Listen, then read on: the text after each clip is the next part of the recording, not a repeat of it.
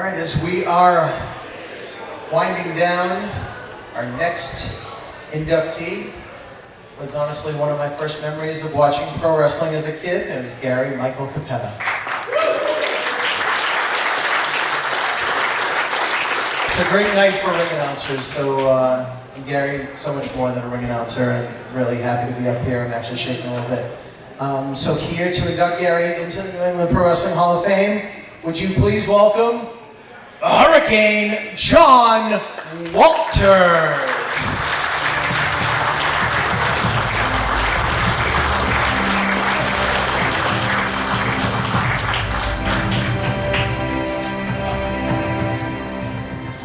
Thank you so much. It's an honor to be here. Try to keep this concise, but I also want to give Gary the credit he deserves, not just for what he's done to me or his contributions to the wrestling business, but how he's helped so many other guys here in New England. I'll try to touch upon that a little bit with keeping it as short as I can. When Gary sent me an email and asked me if I would induct him into the Hall of Fame, there was no hesitation. Well, I meant to check the price of flights first, but all jokes aside, there was no hesitation. I'm not saying this because it's the right thing to say, but I think he probably was the most influential person in my career.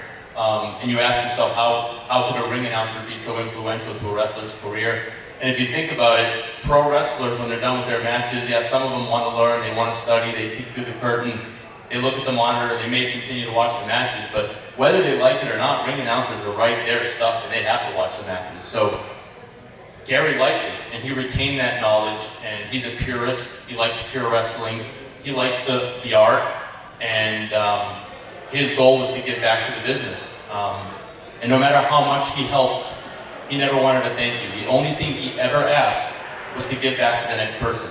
And I took that to heart, and I tried to pay it forward, going to different wrestling schools and trying to help the new batch of guys, because people can progress with talent, but when they have advice from people who have done it, that's usually the most valuable help they can get. And because of Gary, not only am I a better wrestler, but I'm a better human being as well. I met Gary in the early 2000s after he had written his book, Body Slams, and for anybody here who hasn't read that book, I honestly think it's probably the best wrestling book I've read. Gary writes very eloquently, very brutally honest, and you could tell in his writings he was not hoping for one last run. He let it all out there while still respecting the people that he had worked with. Talked about Rhode stories with The Undertaker, Rhode stories with Ric Flair. I mean, Gary's been in all the great moments in pro wrestling history. The night Mick Foley lost his ear, the night Ron Simmons body slammed Vader and won the WCW Heavyweight Championship, which was one of my favorite moments. He's seen it all, and he's never hesitated to help anybody. So when he was on his book tour, he came to the Chaotic Wrestling School at the time when I was a student, and gave a speech, sold his books, and I helped Gary take some of his books back to his van. It's kind of weird, it's the van in the back of the wrestling school, kind of like how a Dateline episode would start, but Gary picked my brain a little bit, asked me how long I'd been training for, and asked where I would be next, and coincidentally enough, he was going to be at a show that I was on 2 nights later in Wakefield, Massachusetts, for MWF, and that's when I wrestled Demon Ortiz. Same night, Lewis met his wife. That's irrelevant though. Gary was impressed with my work, and it was an honor for him to ask me to send him more tapes of my work. And from there, he contacted Ring of Honor, put in a word for me, and within a week I got a call from Ring of Honor, which led to me getting a contract with Ring of Honor, which led to more WWE dark matches, TV matches, more independent exposure, and ultimately I think that made me get my contract with Lucha Libre USA, because everybody in wrestling knows that it's a domino effect. Once there's a little piece of publicity, the rest kind of follows. And like I said before, Gary's made me a better human being. He's had me at his dinner table. He's had me at his school where he's taught Spanish. And those are moments that are far more important than pro wrestling. What we accomplished here was great, but I always say we're going to be dead a lot longer than we were alive, and I don't think we're going to be judged on how good of a performer we were, ring announcer, referee, actor, athlete. We're going to be remembered on how we gave back, how we donated, whether it's money or time. and we're going to be remembered for the good that we did. And for that reason, wrestling and non-wrestling, Gary's a Hall of Famer. So it's my honor to induct into the 2019 Hall of Fame, New England Class of 2019, the world's most dangerous ring announcer, Gary Michael Cappetta.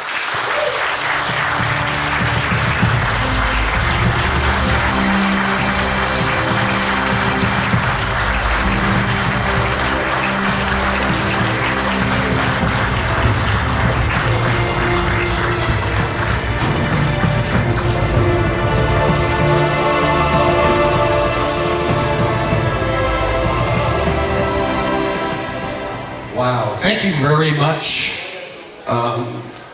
Mr. Joseph Bruin. Thank you. This is an incredible event. Congratulations to all of the inductees who we're honoring tonight. And thank you, JW, for the intro. I appreciate it. I started coming to work in New England in the 80s. The Saboldi family would bring me up and I would ring announce for them here and there. And then in the 90s, I was back up with WCW. And then Ring of Honor in the 2000s. And it always struck me when I would come to New England, what a tight group of fans and wrestlers you have here. And as I'm sitting here tonight and I'm listening to all of the stories, it's apparent to me that you guys in the New England wrestling community have something really, really special. And you know, it's great to hear everybody tease each other and have memories, but understand that that's special. That's not happening in many parts of this country. I've always noticed that. And I also have, when I do my stage show, I talk about the importance of independent wrestling. Independent wrestling is where the stars of tomorrow are introduced. It's where folks get their training in front of the first audience. But understand that it doesn't matter that it's an independent show or if it's a WWE show. There are kids in that audience that you folks affect.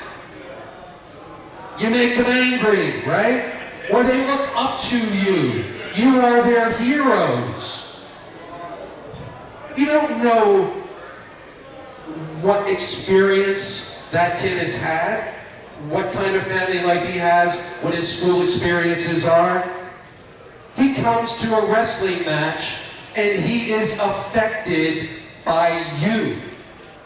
You have that responsibility. And by and far, you guys live up to that responsibility. But always remember, when you're in the ring, remember how it was when you sat in the cheap seats. Remember what you noticed. Remember what you reacted to. Never, ever forget those feelings that are engendered by watching a good wrestling match. So I just want to congratulate all of you, wrestlers, announcers, managers, fans. It's special. New England is special, and that's especially why I'm truly honored to be inducted into this year's Hall of Fame. Thank you very much.